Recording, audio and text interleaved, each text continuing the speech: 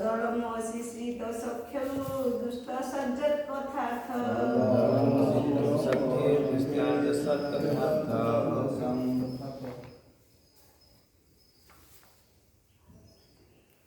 ଶ୍ଲୋକର ଶବ୍ଦାନୁବାଦ ମୃଗୟ ବ୍ୟାଧ ଇବ ସଦୃଶ କପି ବାନର ଗଣ ଇନ୍ଦ୍ର ରାଜା ବିବ୍ୟର୍ଥେ ବଧ କରିଥିଲେ ଲୁପ୍ତ ଧର୍ମା ନିଷ୍ଠୁର ବ୍ୟାଧ ସଦୃଶ ନିଷ୍ଠୁର ବ୍ୟାଧ ସଦୃଶ ବ୍ୟବହାର କରି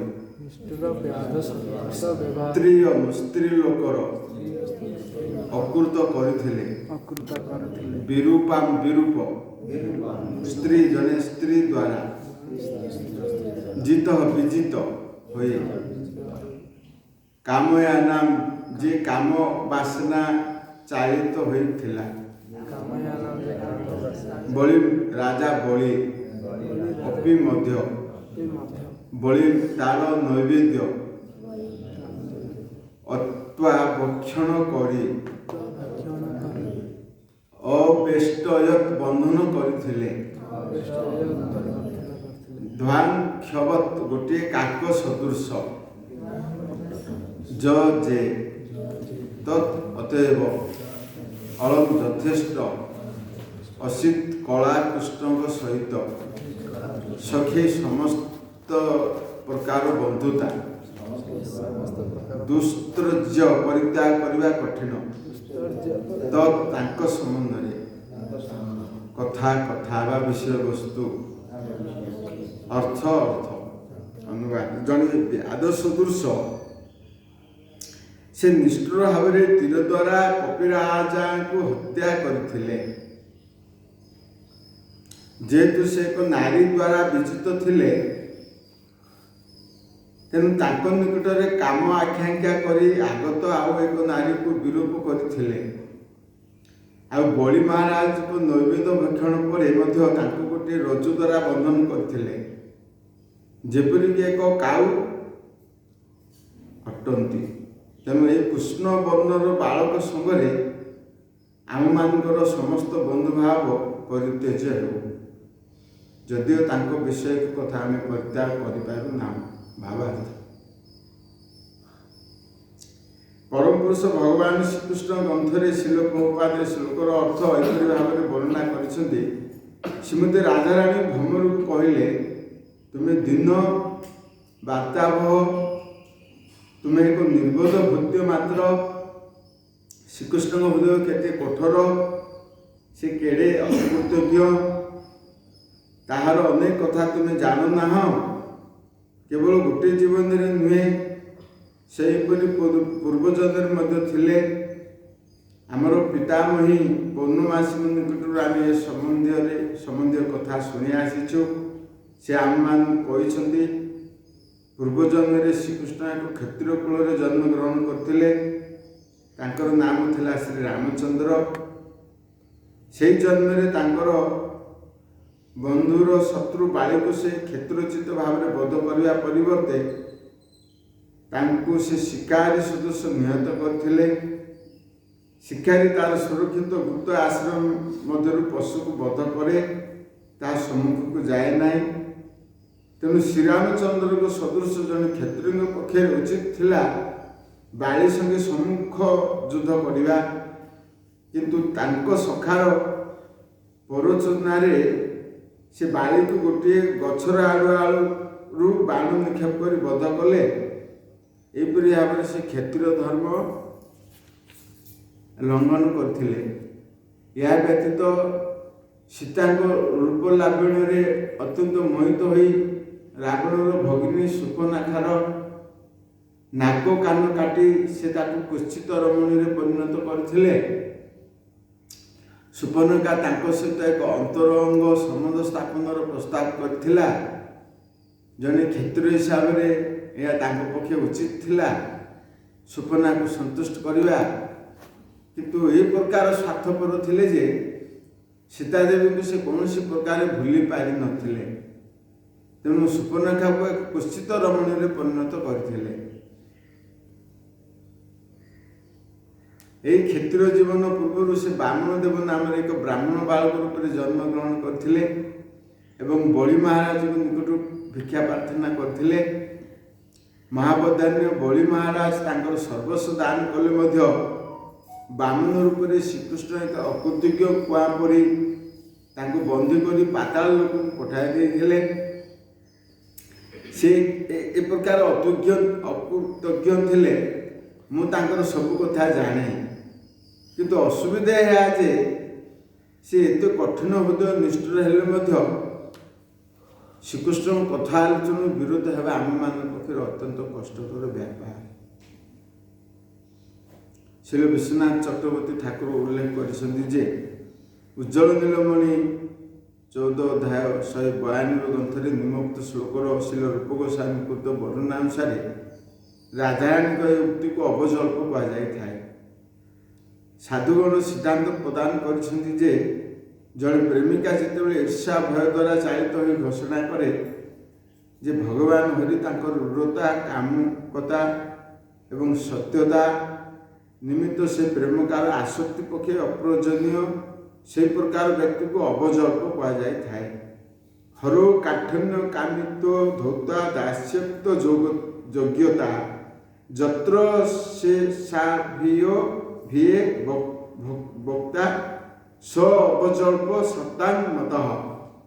ସାଧୁଗଣ ସିଦ୍ଧାନ୍ତ ପ୍ରଦାନ କରିଛନ୍ତି ଯେ ଜଣେ ପ୍ରେମିକା ଯେତେବେଳେ ଈର୍ଷା ଭୟ ଦ୍ୱାରା ଚାଳିତ ହୋଇ ଘୋଷଣା କରେ ଭଗବାନ ହରି ତାଙ୍କ ରୁରତା କାମିକତା ଏବଂ ମିଥ୍ୟାବାଦିତା ନିମିତ୍ତ ସେ ପ୍ରେମିକାର ଆସକ୍ତି ପକ୍ଷେ ଅପ୍ରୟୋଜନୀୟ, ସେହି ପ୍ରକାର ବକ୍ତବ୍ୟକୁ ଅବଜଳ୍ପ କୁହାଯାଇଥାଏ।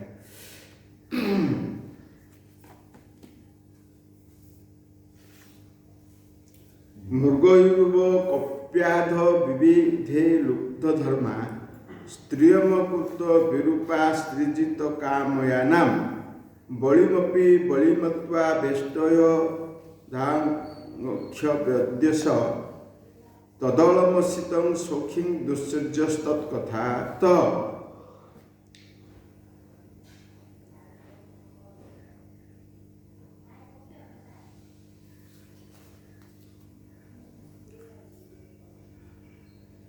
ଅନୁବାଦ ଜଣେ ବ୍ୟାଧ ସଦୃଶ ସେ ନିଷ୍ଠୁର ଭାବରେ ତୀର ଦ୍ୱାରା କପି ରାଜାଙ୍କୁ ହତ୍ୟା କରିଥିଲେ। ଯେହେତୁ ସେ ଏକ ନାରୀ ଦ୍ୱାରା ବିଜିତ ଥିଲେ ତେଣୁ ତାଙ୍କ ନିକଟରେ କାମ ଆଖ୍ୟା କରି ଆଗତ ଏକ ନାରୀକୁ ବିରୂପ କରିଥିଲେ। ଆଉ ବଳି ମହାରାଜ ନୈବେଦ୍ୟ ଭକ୍ଷଣ ପରେ ସେ ତାଙ୍କୁ ରଜ ଦ୍ୱାରା ବନ୍ଧନ କରିଥିଲେ। ଯେପରିକି ସେ ଏକ କାଉ ଅଟନ୍ତି, ତେଣୁ ଏହି କୃଷ୍ଣବର୍ଣ୍ଣର ବାଳକ ସଙ୍ଗରେ ଆମମାନଙ୍କର ସମସ୍ତ ବନ୍ଧୁତା ବା ସଖ୍ୟ ଭାବ ପରିତ୍ୟାଗ ହେଉ।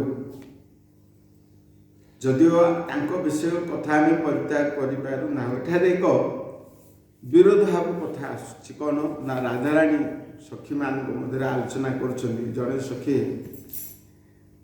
ରାଧାରାଣୀ କହୁଛନ୍ତି ସ୍ତ୍ରୀୟମକୃତ ବିରୂପା ସ୍ତ୍ରୀଜିତ କାମୟାନା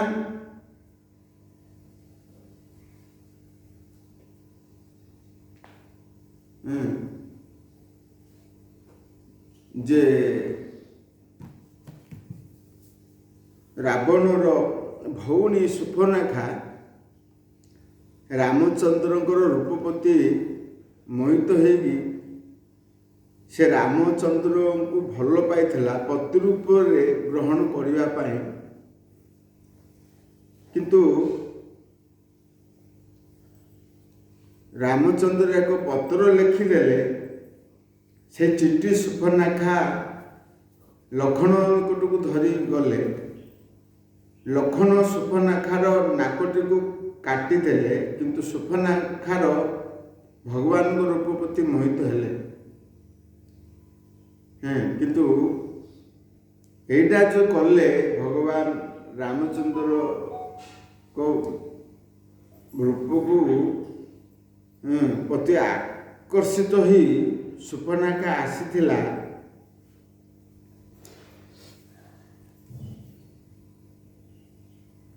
କିନ୍ତୁ ତାକୁ ବିରୋଧ କରିକି ଛାଡ଼ିଦେଲେ। ଏଇଟା କ'ଣ ଠିକ ହେଲା କି?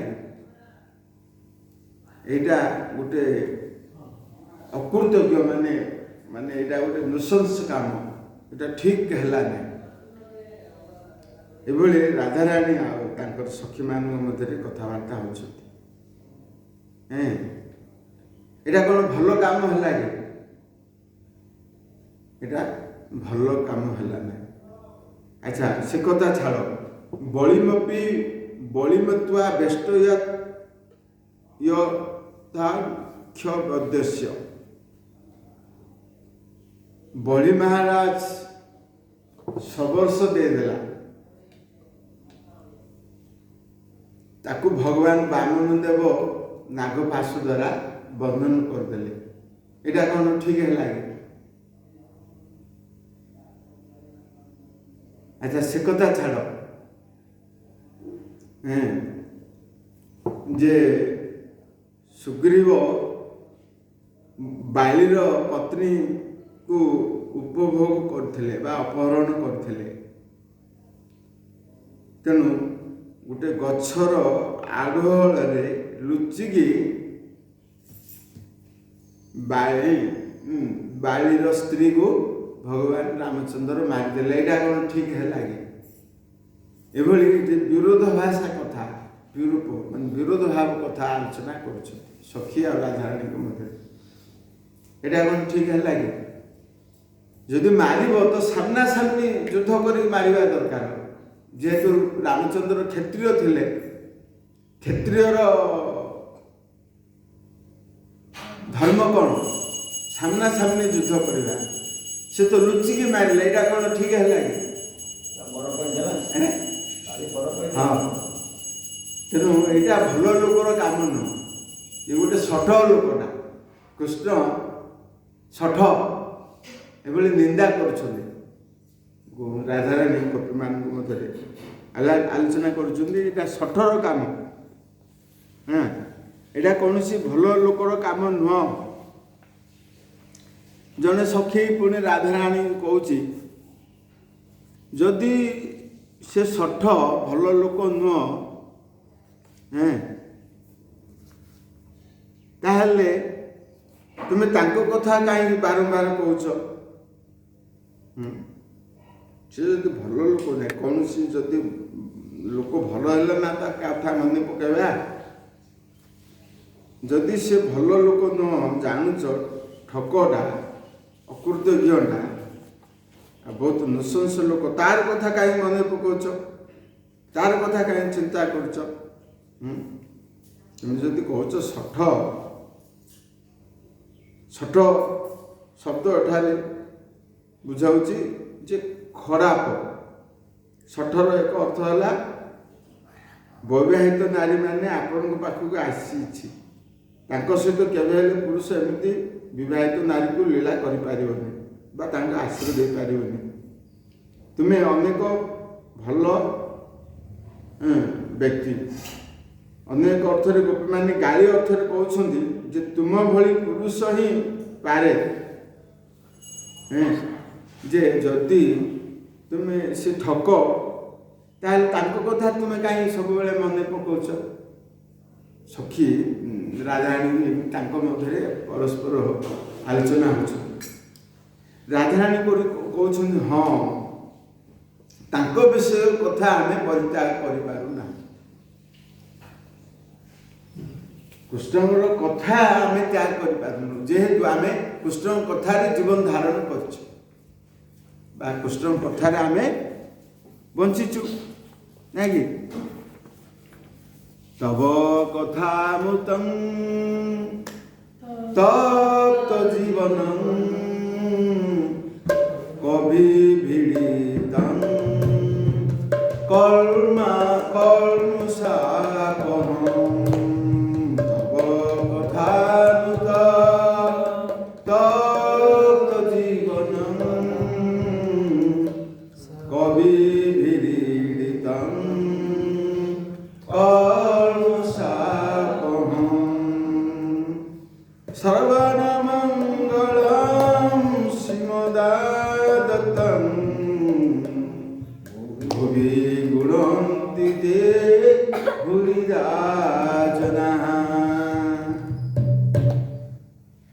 କୃଷ୍ଣ କଥା ଶ୍ରବଣ କଲେ ଆମର ଜୀବନ ସଂସାର ହେବ, ପ୍ରାଣ ଆମେ ପାଇବା, ସମସ୍ତଙ୍କର ହିତ ହେବ, ମଙ୍ଗଳ ହେବ। ତେଣୁ ଏଭଳି ଭାବେ ସଖୀମାନେ ରାଧାରାଣୀ ମାନଙ୍କ ମଧ୍ୟରେ କଥା ହେଉଛନ୍ତି। ଭୁରିଦା ଜନା ଯେ ଭୁରିଦା ଜନା ମାନେ ଯେ ମହତ୍ ଲୋକ, ସେ କ'ଣ କରେ, ଗୁଣନ୍ତି ଯେ ଭଗବାନଙ୍କର କଥା ଗୁଣ କୀର୍ତ୍ତନ କରେ ସବୁବେଳେ। ଶ୍ରବଣ ମଙ୍ଗଳ, ଭଗବାନ କଥା ଶୁଣିଲା ମାତ୍ରେ ଆମ ହୃଦୟର ସମସ୍ତ ପ୍ରକାର ଅନର୍ଥ ଦୂର। ସଦାଂ ପଶଗାନ୍ ମମ ବୀର୍ଯ୍ୟ ସମ୍ବିଦ ଭବନ୍ତି ହୃଦ କର୍ଣ୍ଣ ରସାୟନା କଥା ତଜ୍ଜୋଷଣାତ୍ ଆସୁପବର୍ଗବତ୍ମନି ସଦାରତି ଭକ୍ତିର୍ ଅନୁକ୍ରମିଷ୍ୟତି। ଭଗବାନ କପିଳ ଦେବ ତାଙ୍କ ମାତା ଦେବତୀ କହୁଛନ୍ତି, ଶୁଦ୍ଧ ଭକ୍ତଙ୍କ ମୁଖରୁ କଥା ଶୁଣିଲେ ହୃଦୟରେ ଥିବା ନାନା ପ୍ରକାର ଅନର୍ଥ ଗୁଡ଼ିକ ଦୂରୀଭୂତ ହେବ। ତେଣୁ ପ୍ରଭୁପାଦ ଅନେକ ଜାଗାରେ ଉଦାହରଣ ଦେଇଛନ୍ତି। ପକ୍ଷୀମାନେ କ'ଣ କରନ୍ତି, ପକ୍ଷୀମାନଙ୍କର ଶବ୍ଦ ଶୁଣିଲା ମାତ୍ରେ ସକାଳେ ଆମର ନିଦ ଭାଙ୍ଗିଯାଏ। 3ଟା 4ଟା ରାତିରୁ ପକ୍ଷୀମାନେ ଉଠି ପଡ଼ିବେ।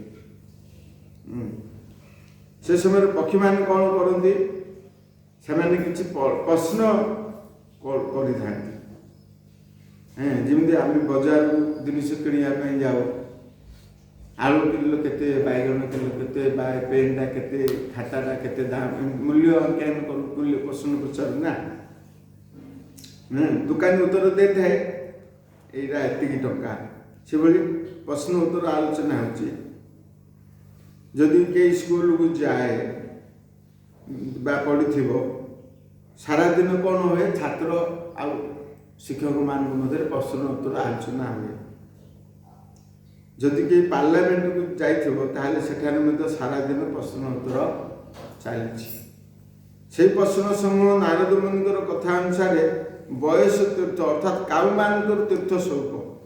କାଉ କ'ଣ କରେ, ମଇଳା ଜାଗାରେ ଥଣ୍ଟ ମାରେ, ଅପରିଷ୍କାର ଜାଗା, ଗଳିଆ ଗନ୍ଧ ସେଠି ମାରେ।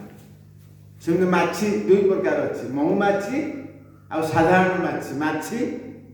ସାଧାରଣ ମାଛି ଅଳିଆ ଅପରିଷ୍କାର ଜାଗାରେ ବସେ, କିନ୍ତୁ ମହୁମାଛି ସୁଗନ୍ଧ ଫୁଲ ଉପରେ ବସେ, ସୁଗନ୍ଧ ସେ ଶୋଷେ ଆଣି। ଠିକ୍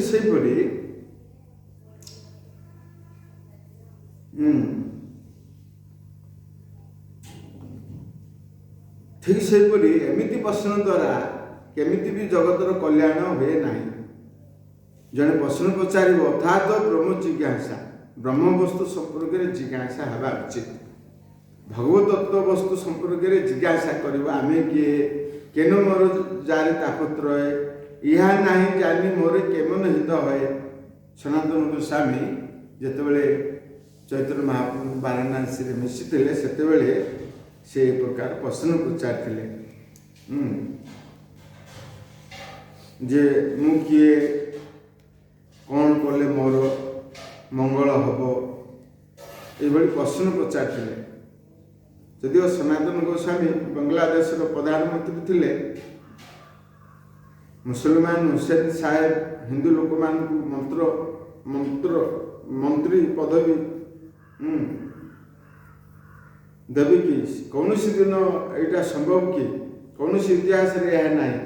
କିନ୍ତୁ ସନାତନ ଗୋସ୍ୱାମୀଙ୍କର ଯୋଗ୍ୟତାକୁ ଦେଖିକି ହୁସେନ ରାଜା ସନାତନ ଗୋସ୍ୱାମୀଙ୍କୁ ମନ୍ତ୍ରୀ ପଦରେ ସିଲେକ୍ଟ କରିଥିଲେ ଯେ ତାଙ୍କୁ ହିଁ ମନ୍ତ୍ରୀ ପଦ ଦିଆଯାଉ। ତାଙ୍କର ବଙ୍ଗଳାରେ ଦକ୍ଷତା ଥିଲା, ସଂସ୍କୃତରେ ମଧ୍ୟ ତାଙ୍କର ଦକ୍ଷତା ଥିଲା, ଆଉ ଫାର୍ସି ଆରବୀ ଭାଷାରେ ଅତ୍ୟଧିକ ମଧ୍ୟ ଦକ୍ଷତା ଥିଲା। ଏପରି ଏକ ଯୋଗ୍ୟ ସମ୍ପନ୍ନ ବ୍ୟକ୍ତିକୁ ମୁସଲମାନ ହୁସେନ ସାହେବ ସନାତନକୁ ମନ୍ତ୍ରିତ୍ୱ ପଦ ଦେଇଥିଲେ। ତଥାପି ଏସବୁକୁ ମନ୍ତ୍ରିତ୍ୱ ପଦକୁ ପରିତ୍ୟାଗ କରି ଶେଷରେ ସେ ଭାଗବତ ପାଠ କରୁଥିଲେ। ତେଣୁ ମୁସଲମାନ ଲୋକମାନଙ୍କୁ ହୁସେନ ସାହେବ मुसलमान हुसैन साहेब अनेक लोक पठेले, चिकित्सक मान पठेले खबर जानापी। हुसैन साहेब निजे सनातन पाखक गले। हुसैन साहेब देखिले जे किछि ब्राह्मण मान सांगे नहीं भागवत पाठ कर। अरे ये सब कौन, मु तुमको प्रधानमंत्री दायित्व देली, छाड़ छाड़ तुम द्वारा आज कार्य हो पार ना। शेष सनातन गोस्वामी कहले मंत्रित्व दायित्व मो द्वारा संभवपर हेबना, आपण अन्य क्या द्वारा मंत्री कार्य परिचालन करंतु। सनातन गोस्वामी भागवत पाठ करने को जाकि मंत्रित्व पद छाड़देले। देखो एथुरु आपण मैंने विचार करूँ सी केते बड़ योग्यता संपन्न व्यक्ति थिले। सनातन गोस्वामी को जेल खाना भितर रखिले, सेठी मध्य किछि लांच दे जेल में पळै गले। चैतन्य चरितामृत अनेक कथा उल्लेख अच्छी। मो कहबार उद्देश्य होची सनातन गोस्वामी महाप्रभु कहते वाराणसी रे महाप्रभु सनातन सहित देखा साक्षात होता। तेणु महाप्रभु को सनातन प्रश्न पचारे, हे प्रभु समस्ते मते बड़ पंडित बोली जानती, किंतु मु एक नंबर मूर्ख।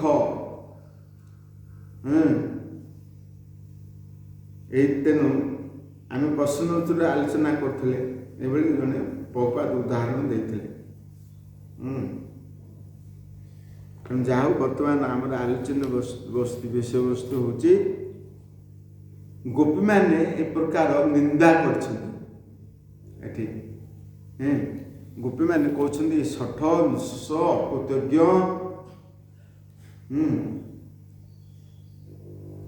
तेणु ये भाव गोपी मैंने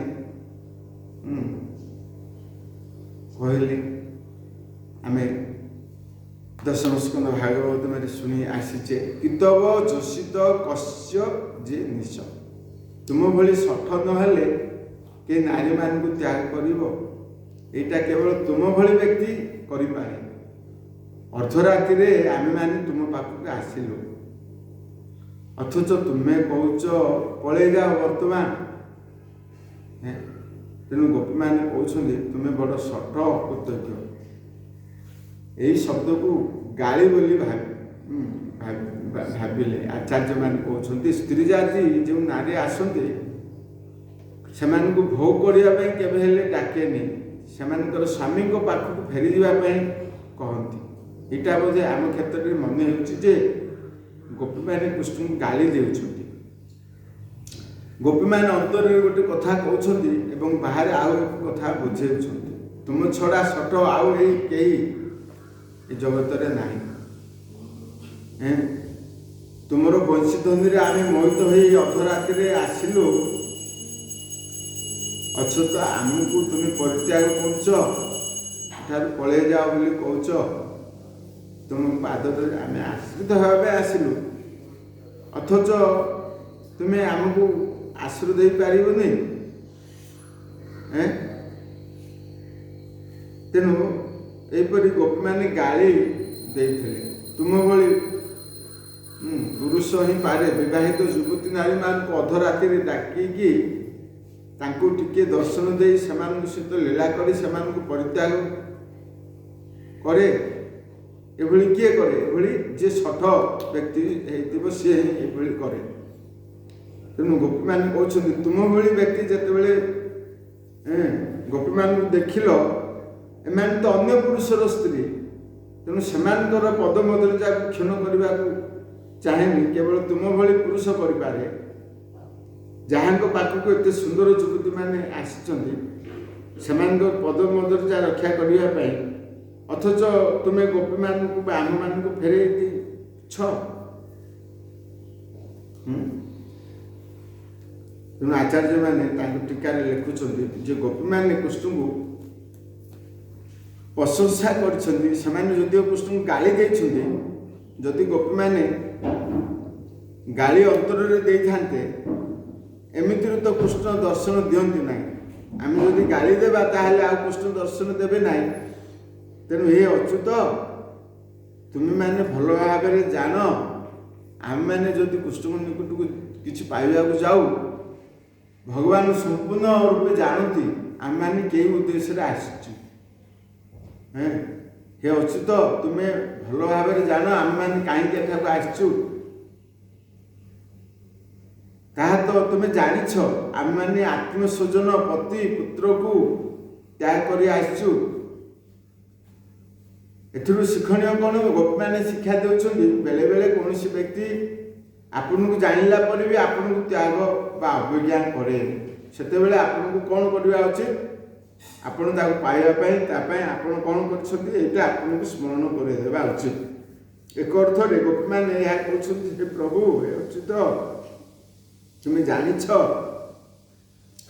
आपण सब भल भाव आपण सब भल भाव जानी आम मैंने कहीं मध्याह्न राति आसीचु बर्तमान अनेक आचार्य मैंने प्रश्न कर कृष्ण जदि भल कर जानी गोपी मैंने पाखु कहीं आसी कहीं गोपी मैंने कहले कृष्ण को आम तो आत्मस्वजन आमर स्वामी को पुत्र मान को छाड़िकी एठाक आसचु ताले कथार रसाभास कि ना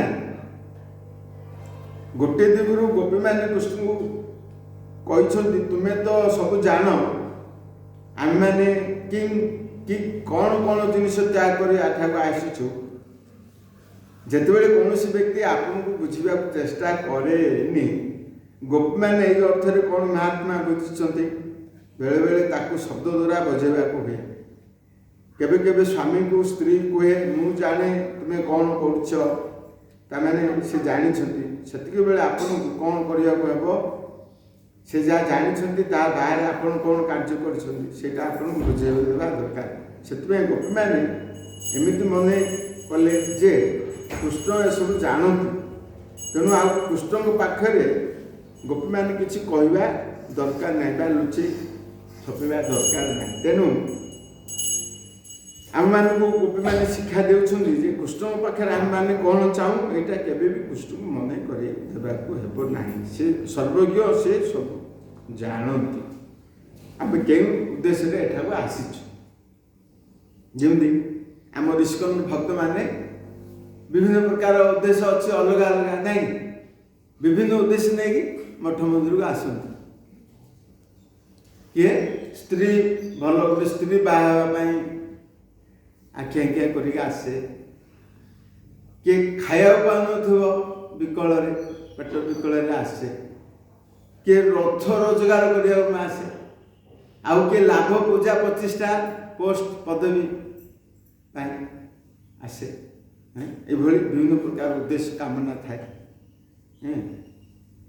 सेटा कृष्ण को कहवा पड़े आम एठाक आसवा पूर्व कृष्ण अलरेडी आम कथा जानी जेहेतु से सर्वज्ञ आउ किए भजन साधन कर उद्धार लाभ मुक्ति पाइबा आसे किए शुद्ध भक्ति लाभ करने आसे तेणु एठारे गोपी मैंने कृष्ण को मन पकई दौरान जे हे प्रभु आम कहीं एठाक आसुचे आपड़ तो जानी आम आपन कौन कहवा दरकार अच्छी कि कहवा दरकार ना आम मैंने आपण कौन आम मान चाहूँ से आम आसीचु आपण को सुख देवाई आनंद देवाई सेवा करने गोपी मैंने कृष्ण ठार कौन चाहूँ कृष्ण को मन पके देना सेटा गोपी मैंने कृष्ण को मन पकई दौरान तो ऑटोमेटिक आमर मनस्कामना पूर्ण हो ता मन मनस्का मत प्राणा मदर्थे ताक्त देहिका मामे मदयितं प्रेष्टमात्मन मनसागता जे त्याक्त लोक धर्मास मदर्थे तान विभ्रम्य ए समस्त गोपी मान मन सर्वदा कृष्ण ठारे मग्न एवं गोपी मान जीवन मो ठारे समर्पित मो निमित्त से जीवन में दैहिक ऐहिक समस्त सुख निमित्त आवश्यक धर्मीय कर्तव्य से सामाजिक विधि विधान सबको गोठा मारी परित्याग कर तेणु मुझे से मात्र प्रियतम एवं प्राण स्वरूप সুতরাং ସବୁ ଅବସ୍ଥାରେ ସେମାନଙ୍କ ଭରଣ ପୋଷଣ ଦାୟିତ୍ୱ ମୁଁ ହିଁ ବହନ କରେ।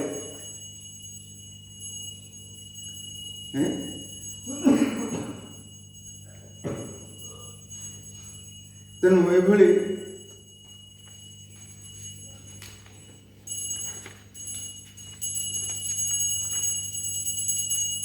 ରାଧାରାଣୀଙ୍କ ସହିତ ସଖୀମାନେ ମିଶିଲା ପରେ ସଖୀମାନଙ୍କୁ ରାଧାରାଣୀ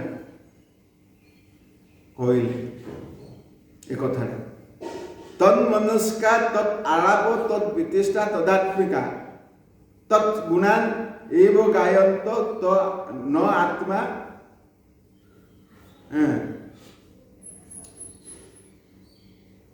ଯେ ତଥ ଏହାପରେ ରାଧାରାଣୀଙ୍କ ସହିତ ସଖୀମାନେ ମିଶିଲା ପରେ ସଖୀମାନଙ୍କୁ ରାଧାରାଣୀ କ'ଣ କହିଲେ?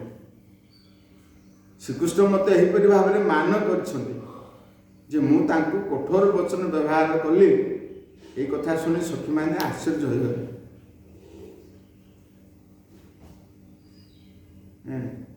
ଏହା ପୂର୍ବରୁ ଆମେ ଏ କଥା ଶୁଣି ଆସିଛେ।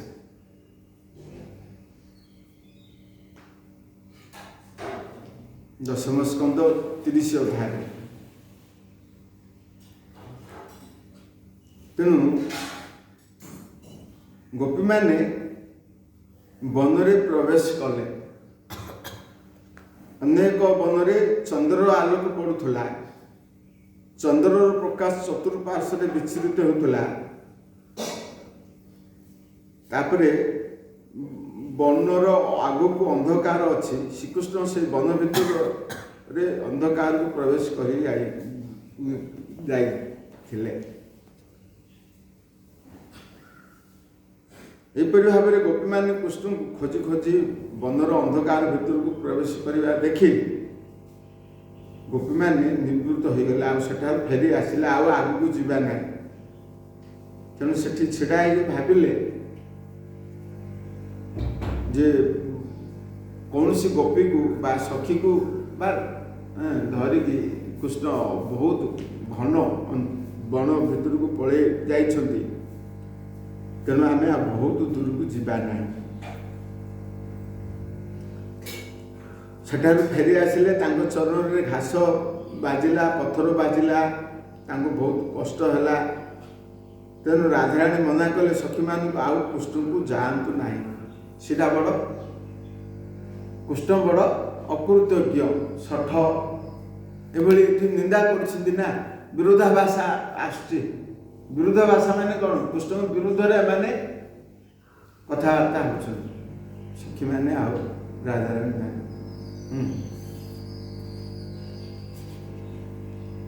ଯଦି ଆପଣମାନେ ଆଗକୁ ଯିବେ ତାହେଲେ ଭଗବାନ କୃଷ୍ଣ ବନର ଅନ୍ଧକାର ଭିତରକୁ ଆହୁରି ଆଗକୁ ପଳେଇଯିବେ।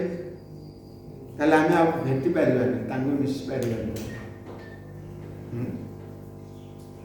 ପ୍ରବିଷ୍ଟେ ଗ୍ରହଣଂ କୃଷ୍ଣ ପଦମତ୍ ନିଲକ୍ଷ୍ୟତେ ନିବୋଧତଂ ଶଶଙ୍କସ୍ୟ ନୀତି ଗୋଚର।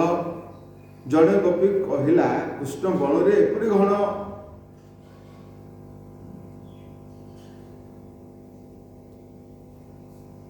ପ୍ରବେଶ କରିଛନ୍ତି, ଆମେ ତାଙ୍କ ପାଦ ଚିହ୍ନ ଗୁଡ଼ିକ ମଧ୍ୟ ଦେଖିବାକୁ ପାଉନା। ତେଣୁ ସେଠାରେ ଚନ୍ଦ୍ରର ଆଲୋକ ମଧ୍ୟ ପ୍ରବେଶ କରିପାରିବ ନାହିଁ। ତେଣୁ ଆମେ ସେଠାରେ ଫେରି ଆସିବା।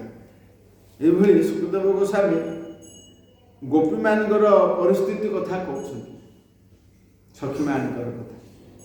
ତନ୍ମନସ୍କା ଅର୍ଥାତ୍ ମହାରାଜ ପରୀକ୍ଷିତଙ୍କ ମନରେ ପ୍ରଶ୍ନ ଉଠିଲା। ସୁଖଦେବ ଗୋସ୍ୱାମୀଙ୍କୁ ମହାରାଜ ପରୀକ୍ଷିତ ପ୍ରଶ୍ନ ପଚାରିଲେ, ଯେତେବେଳେ ଗୋପୀମାନେ ବନ ମଧ୍ୟରେ ଭଗବାନଙ୍କୁ ଖୋଜିଲେ, ସେମାନେ କୃଷ୍ଣଙ୍କୁ ଖୋଜିଲା ପରେ ବି କୃଷ୍ଣ ମିଳିଲେନି। ଗୋପୀମାନେ ବହୁତ ପରିଶ୍ରମ କଲେ। ତେଣୁ ସେମାନେ ଠକି କ୍ଳାନ୍ତ ହେଇକି ହାଲିଆ ହେଇକି ପଡ଼ିଲେ, ଥକି ଗଲେନି। କାହିଁକି? ସେମାନେ ନିଜ ସୁଖ ପାଇଁ ନିଜ ଘରକୁ ପଳାୟନ କଲେ ନାହିଁ। ତାଙ୍କର ଘର କଥା ତାଙ୍କୁ କାହିଁକି ମନେ ପଡ଼ୁନି? ସେତେବେଳେ ସୁଖଦେବ ଗୋସ୍ୱାମୀ ଉତ୍ତର ଦେଉଛନ୍ତି, ତାଙ୍କର ଦେହର କଥା ଚିନ୍ତା ନଥିଲା। ତାହେଲେ ଘର କଥା କାହିଁ ସେମାନେ ଚିନ୍ତା କରିବେ? ତନ୍ମନସ୍କା ତସ୍ମିନ୍ ମନଃ ତେବେ ତାଙ୍କର ମନ କୃଷ୍ଣଙ୍କ ଚରଣରେ ଲାଗି ଯାଇଥିଲା। ତେବେ ମନର କାମ କ'ଣ? ମନର କାମ ହେଉଛି ସଂକଳ୍ପ ବିକଳ୍ପ କରିବ। ତେଣୁ ଗୋପୀମାନେ ସବୁ ସମୟରେ ନିଜ ସୁଖ ବିଷୟରେ ପ୍ରୀତି କରୁନଥିଲେ, ଚିନ୍ତା କରୁନଥିଲେ। ତନ୍ମନସ୍କା କୃଷ୍ଣ ମନଟା କୃଷ୍ଣଙ୍କୁ ଦେଇଥିଲେ। ତାଙ୍କର ମନଟା କାହାକୁ ଦେଇଥିଲେ? କୃଷ୍ଣଙ୍କୁ ଦେଇଥିଲେ। ଯେମିତି ଭଗବତୀ ଗୀତାରେ ଭଗବାନ କୃଷ୍ଣ ଅର୍ଜୁନ କହିଛନ୍ତି, ବର୍ଜପିତ ମନ ବୁଦ୍ଧି, ତୁମର ମନ ବୁଦ୍ଧିଟା ମୋ ଠାରେ ଅର୍ପଣ କର, ମୋ ଠାରେ ଲଗାଅ।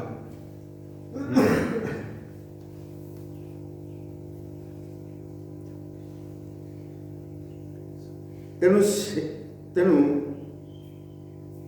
ଭଗବାନଙ୍କର ସେବା କରି ତାଙ୍କୁ ସୁଖ ପ୍ରଦାନ କରିବା, ତାହେଲେ ଆମେ ଆଉ କାହିଁ ଘରକୁ ଯିବା? ଏହା ହିଁ ସଖୀମାନେ ମନରେ ଭାବୁଥିଲେ। ତେଣୁ ସେଇ ସମୟରେ ମନରେ ଦେହ ଆଉ ଘରର କିଛି ସ୍ମରଣ ହେଲା ନାହିଁ। ଗୋପୀମାନଙ୍କର ସେଇ ସମୟରେ ତାଙ୍କର ଦେହର ସୁଖ ଚିନ୍ତା ନଥିଲା, ଘର କଥା ବି ମନେ ପଡୁନଥିଲା। କୃଷ୍ଣଙ୍କ ଠାରେ ଗୋପୀମାନଙ୍କର ମନ ଲାଗିଥିଲା। ତାଙ୍କ ବିଷୟରେ ହିଁ ସଂକଳ୍ପ କରୁଥିଲେ, ଆଉ ସେମାନେ ବିକଳ୍ପ କରୁନଥିଲେ। ସେମାନେ ବିକଳ୍ପ କରୁନଥିଲେ, ପ୍ରଜଳ୍ପ କରୁନଥିଲେ। ସବୁ ଗୋପୀମାନଙ୍କର ମନ ସମ୍ପୂର୍ଣ୍ଣ ଭାବରେ ଭଗବାନ ଠାରେ ହିଁ ଲାଗି ରହିଥିଲା। ତନ୍ମନସ୍କା ତଦା ଆଳପା ଅର୍ଥାତ୍ କୃଷ୍ଣଙ୍କ ବିଷୟରେ ଆଲୋଚନା କରୁଥିଲେ, ସେମାନେ ଅନ୍ୟ ବିଷୟରେ କେବେ ଆଲୋଚନା କରୁନଥିଲେ। ତେଣୁ ଏହି କଥା ଗୋପୀମାନେ ନିଜ ନିଜ ଭିତରେ ଆଲୋଚନା କରୁଥିଲେ। ପ୍ରିୟତମକୁ ବହୁତ ଦୁଃଖ ହେଉଥିବ ଯେ ମୁଁ ବହୁତ ଜଙ୍ଗଲର ଘନ ଅନ୍ଧକାରକୁ ଚାଲି ଆସିଲି। ବଣର ଚତୁର୍ଦିଗରେ ବୁଲୁଥିଲେ।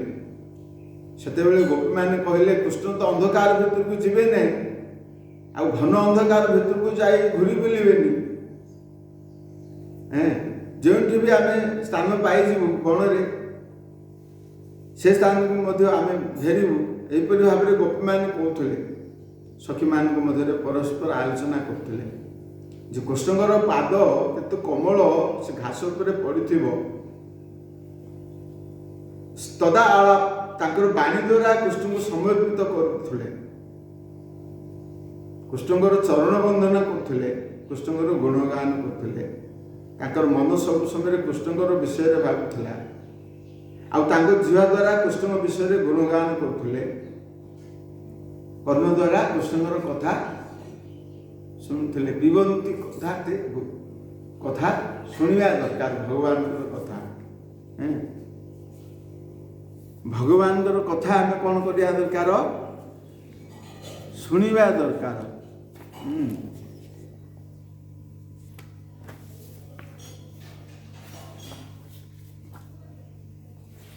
ଶୁଣିଲେ କ'ଣ ହବ? ଭଗବାନ କଥା ଶୁଣିଲେ କ'ଣ ହବ? ଆମର ହୃଦୟ ଅନର୍ଥର ଗୁଡ଼ିକ ଚାଲିଯିବ, ହୃଦୟ ଶୁଦ୍ଧ ହବ।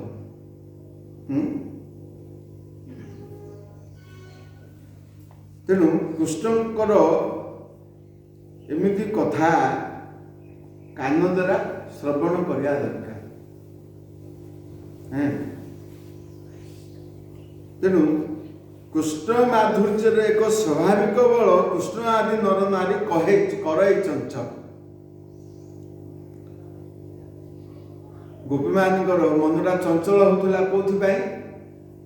କୃଷ୍ଣଙ୍କର କଥା ଶୁଣିବା ପାଇଁ। ତେଣୁ କୃଷ୍ଣ ମାଧୁର୍ଯ୍ୟର ଏକ ସ୍ୱାଭାବିକ ବଳ, କୃଷ୍ଣଙ୍କର ସୌନ୍ଦର୍ଯ୍ୟର ଏକ ସ୍ୱାଭାବିକ ବଳ ରହିଛି। ତେଣୁ କୃଷ୍ଣଙ୍କ ଠାରୁ ଆରମ୍ଭ କରି ସବୁ ନର ନାରୀଙ୍କର ହୃଦୟ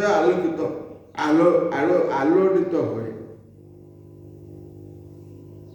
ଯଦି ଭଗବାନଙ୍କର ସୌନ୍ଦର୍ଯ୍ୟର ମାଧୁର୍ଯ୍ୟ ରୂପଟା ଆମେ ମାନେ ଦେଖୁ, ତାହେଲେ କ'ଣ ହେବ? ନର ନାରୀ ମାନଙ୍କର ଚିତ୍ତକୁ ଚଞ୍ଚଳ କରେ। କିଭଳିଆ ଚଞ୍ଚଳ କରେ? ଯେପରି ସୁପର୍ଣ୍ଣକା ପ୍ରଥମେ କାହାକୁ ଦେଖିଥିଲେ? ଆଗ ସେ ଲକ୍ଷଣକୁ ଦେଖିଲେ। ଏଠି ସେ ସୁପର୍ଣ୍ଣରେଖାର କଥା ଆସିଛି। ବହୁବାଦ କହୁଛନ୍ତି ଯେ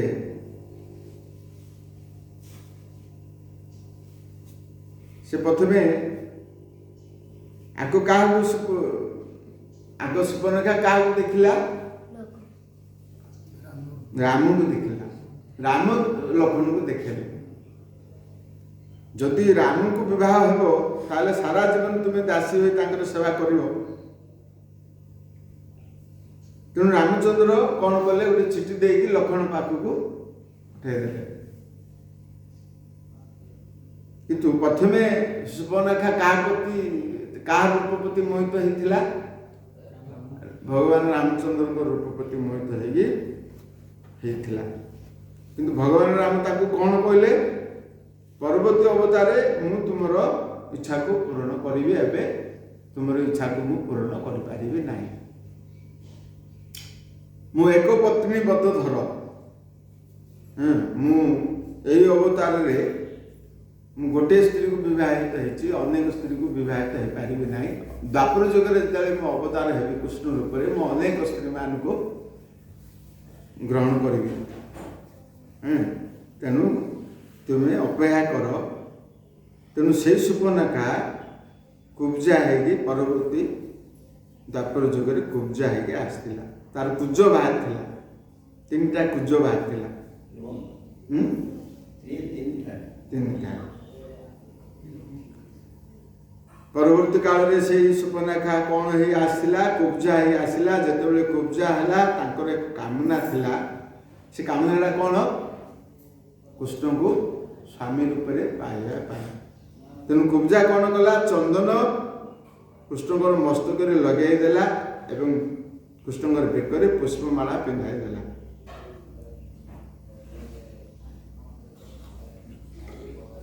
କୁବ୍ଜା ଏପରି ଭାବରେ ଭଗବାନଙ୍କର ସେବା କଲା। ଏହିପରି ଭଗବାନଙ୍କ ରୂପକୁ ଦେଖିଲା ମାତ୍ରେ ସମସ୍ତଙ୍କ ଚିତ୍ତ ଚଞ୍ଚଳ ହୁଏ। ସୁପର୍ଣ୍ଣରେଖା ଯଦିଓ ସେ ଏକ ରାକ୍ଷାସୀ ଥିଲା, ରାକ୍ଷାସୀ କ'ଣ କରେ? ଅନ୍ୟ ଅସୁରମାନଙ୍କୁ ମୋହିତ କରେ। ଆହୁରି ଆମେ ଦେଖିବାକୁ ପାଇବା, ଯେତେବେଳେ ଦଣ୍ଡକାରଣ୍ୟରେ ରାମଚନ୍ଦ୍ର ଯାଇଥିଲେ, ସେତିକିବେଳେ ସମସ୍ତ ମୁନି ଋଷିମାନେ ରାମଚନ୍ଦ୍ରଙ୍କ ରୂପକୁ ଦେଖିକି ମୋହିତ ହେଇଗଲେ। ମୁନି ଋଷିମାନଙ୍କର କ'ଣ କାମନା ଜାତ ହେଇଥିଲା? ହେ ପ୍ରଭୁ, ଆମେମାନେ ଆପଣଙ୍କର ପତ୍ନୀ ହେବା ପାଇଁ ଇଚ୍ଛା ହେଉଛି। ସେତିକିବେଳେ ଭଗବାନ ରାମ କହିଲେ, ଏଇ ଅବତାରରେ ମୁଁ ତ ଏକ ପତ୍ନୀ ଗ୍ରହଣ କରିଛି, ତୁମେମାନେ ଦ୍ୱାପର ଯୁଗରେ ବୃନ୍ଦାବନରେ ଜନ୍ମ ଗ୍ରହଣ କର। ତେଣୁ ମୁନି ଋଷିମାନେ ଭଗବାନଙ୍କ ରୂପକୁ ଦେଖିକି ତାଙ୍କ ପ୍ରତି ଆକର୍ଷିତ ହେଇଗଲେ।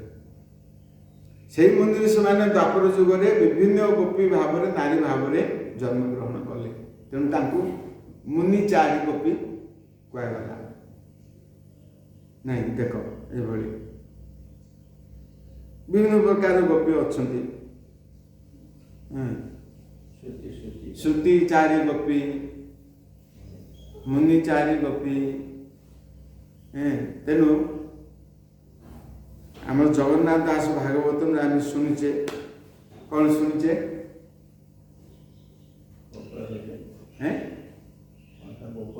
ଗୋପନାରୀ।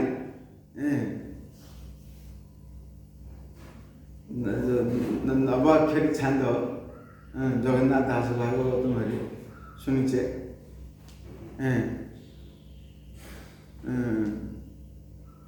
ତପ হইলে গোপনারী, সহস্র গোপনারী মতে বরিলে তপ ভরি।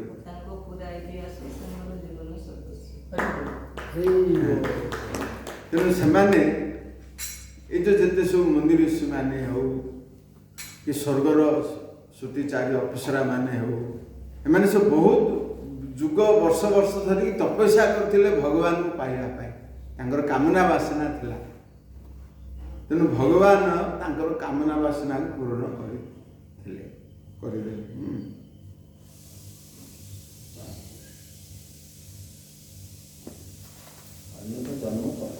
ଅନେକ ଜନ୍ମ ତପ କରି ତବ ହଇଲେ ଗୋପ ଗଜ ହଇଲେ ଗୋପ ନାରୀ।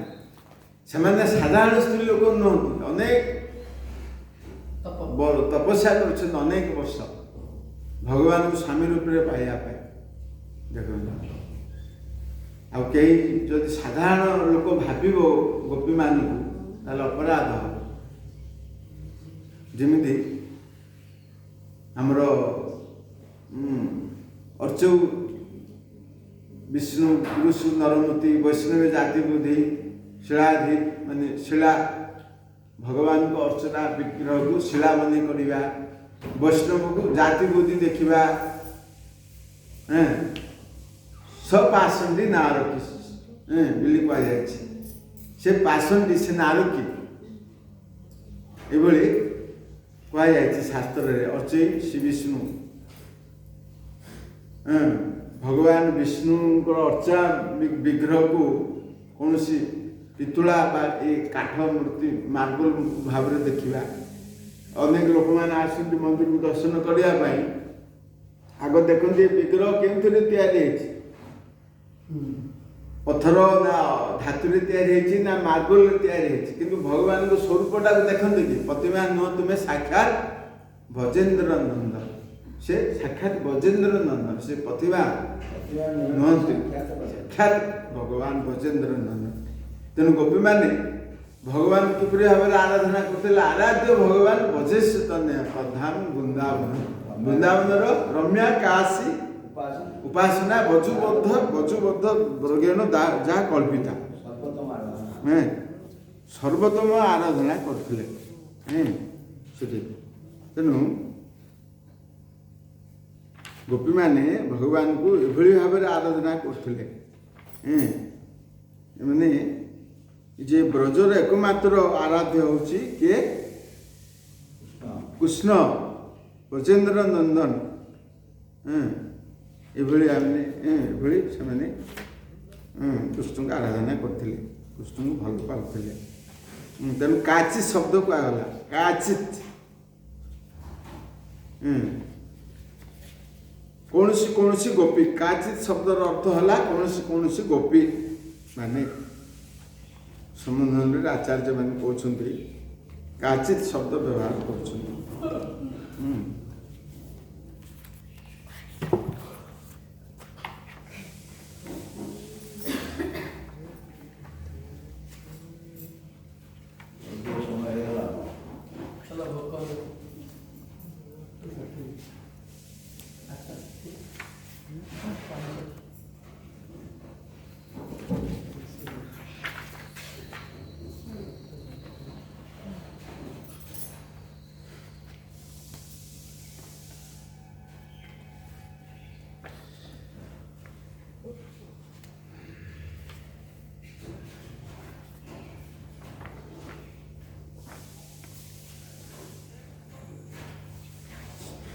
ତାପରେ ପ୍ରଥମେ ଆମେ କ'ଣ କହିଲେ, ଆଲୋଚନା କଲେ, ରାଧାରାଣୀ ସଖୀମାନଙ୍କୁ କହୁଛନ୍ତି ଆମେ କୃଷ୍ଣ କଥା ହିଁ ବଞ୍ଚିଛୁ, ଆଉ ତାଙ୍କ କଥା କେମିତି ଆମେ ଛାଡ଼ିପାରିବୁ, ପରିତ୍ୟାଗ କେମିତି କରିପାରିବୁନି, ନାଇଁ କି? ତାଙ୍କ କଥା ଆମେ ପରିତ୍ୟାଗ କରିପାରୁନାହୁଁ। କୃଷ୍ଣଙ୍କର କଥା ଏତେ ମଧୁର ଅଛି, ଆକର୍ଷଣ ଅଛି। କୃଷ୍ଣଙ୍କ କଥାରେ ଆନନ୍ଦ ମିଳିବ ଶୁଣିଲେ। ଦେଖ, ଗୋଟେ ଗପଟି କହିକି ମୁଁ ଶେଷ କରିବି।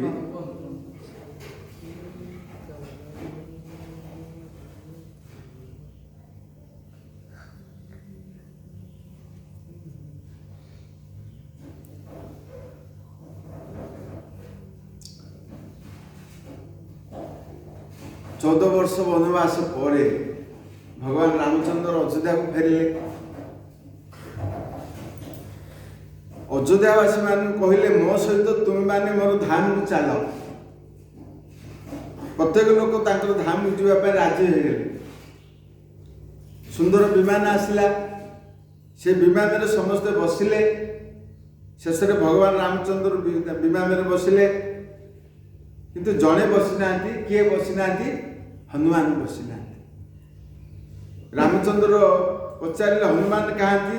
ନା ଦେଖାଯାଉନାହାନ୍ତି। ସେଇ ବିମାନରୁ ରାମ ତଳକୁ ଓହ୍ଲେଇଲେ ଏବଂ ଚାରିଆଡ଼େ ଖୋଜିଲେ, भगवान राम को भय हनुमान गोटे कोण लुचिक रही जिते भगवान राम हनुमान को देखिले पचारे तुम्हें एठी कौन कर समस्त तो विमान में बसिले भगवान अयोध्या धाम को जीवाई मोर धाम को समय होगलानी तुम्हें बसी जाओ किंतु हनुमान कहले प्रभु मु जीवी ना आपण समस्त को नहीं आंतु मते जीवार इच्छा नहीं। हनुमान कथा शुणी रामचंद्र पचारे आपण कहीं जीवेनि मते एठारे भल लगुच तेणु मु जीवी ना आपण अन्य मान विमान नहीं आंतु। पुणी आउे भगवान रामचंद्र हनुमान पचारे आपण क्यों कारण जीवे ना तापर हनुमान कहला जे आपण कथार मते बहुत आनंद अनुभव होथुर आम जानवा पाचे जे हनुमान भगवान राम को साथी जीवाई राजी हेले ना किंतु से रामकर कथा शुणा इच्छा प्रकाश कले। रामचंद्र सांगे सांगे हसवा लगे अरे हनुमान तुम्हें कौन सी चिंता कर ना सेठार तुम कथार व्यवस्थापना करा हनुमान तथापि राजी हेले ना एवं कहले मुझे रही।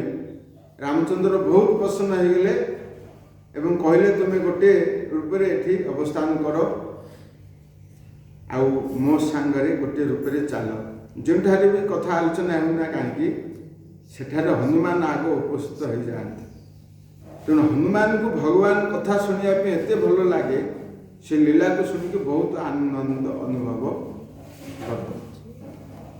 हनुमान भगवान भक्त तेणु आमको कथा शुणा भल लगुनि हनुमान कथा शुणा भल लगुला। देख भगवान कथार एत आनंद रही एत मधुर रही नहीं मधु मधु का आस्वादन कले कौन मीठा लगे आनंद लगे से भली शुणुता सुकथा पुण्य श्रवण कीर्तन हृदयंत बद्राणी विदुन्नति सुरता शुणुता सुकथा पुण्य श्रवण कीर्तन भगवान कथा सब बेले शुणिले आमर हृदय पुण्य जात हम तेणु श्रवण कीर्तन ये सब सर्वदा चालू रखा दरकार नित्य